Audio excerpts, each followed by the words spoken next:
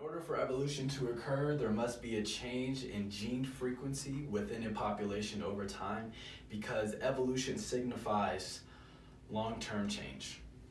Now we're going to review the mechanisms of evolutionary change. Mutations, which are changes in DNA. Essentially, evolution is the accumulation of mutations because a single mutation might not have an effect on evolution as a whole. Migration, which is the movement of populations, individuals, organisms, which also have an effect on gene frequency. Genetic drift refers to change in allelic frequencies by chance through random sampling of organisms.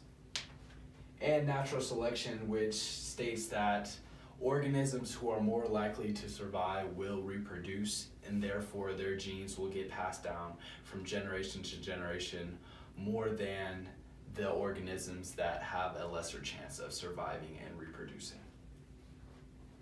Be sure to also remember that both prezygotic and postzygotic barriers also have an effect on gene frequency and have an effect on which organisms will reproduce in the future. Also, we are going to review species concepts. Be sure to remember these three, which are very important.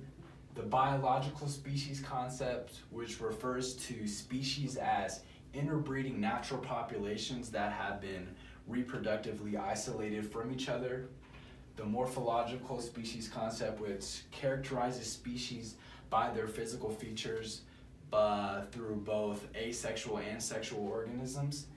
And the phylogenetic species concept, which states that all organisms have descended from a common ancestor and their traits are a combination of derived traits from their common ancestor.